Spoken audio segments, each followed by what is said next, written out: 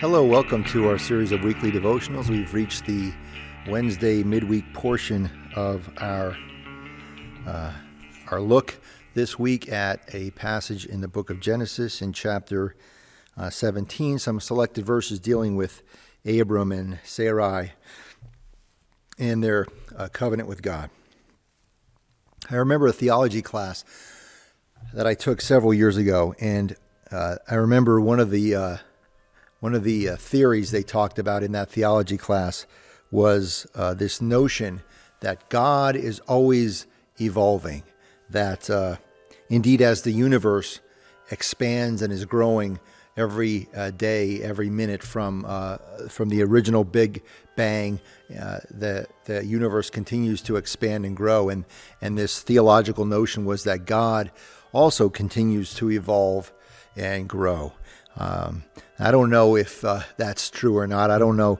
I'm not sure what I think about that, if I believe it or not. But the one thing that I think we can safely say is that the authors of the Bible definitely evolved in their interpretation, in their consideration of the relationship between God and God's people. I think we can see this in the what we call the Old Testament, the Hebrew Scriptures, moving from that to the New Testament. There's a difference in the way the biblical authors image and consider God and God's relationship with us, and I think even within the book of Genesis, in this particular passage we're considering, there's a certain evolution that we can see occurring.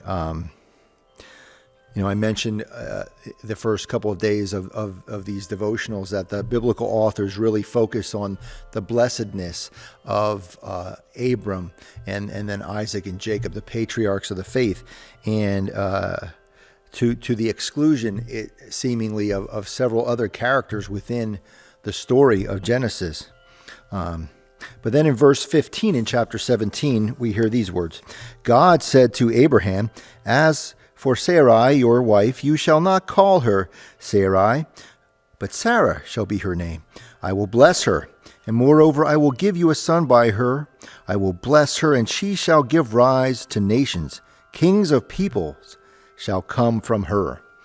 And this verse indicates to us that whereas previously the authors sort of dismissed the character of Sarai and seemingly didn't think too much of her, here they indicate that God blesses her as well, that indeed, if not for her, this covenant story can't really happen, and Abraham's covenant with God cannot come to fruition without the contributions of Sarah. Later on in the story, the character of Ishmael, who is considered not really the appropriate offspring of Abraham, that role is reserved for Isaac.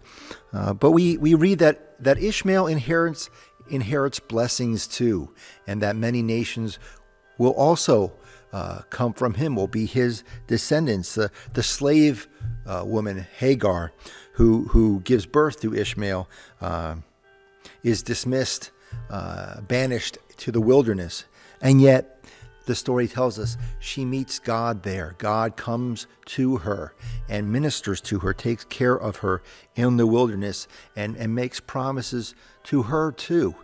And so we can see in these relationships, in these interactions, a growth and evolution in the story. And the growth and evolution always involves including more and more people into the story, expanding our notion of who indeed is blessed. I remember seeing an interview with the writer and speaker Parker Palmer years ago, and he was asked what would his thoughts be when his life was over, when he was on his deathbed. And he said, "When I'm on my deathbed, when my life is over, I don't think I would say, 'Oh, I'm so happy that I spent all of my life with people that look just like me.'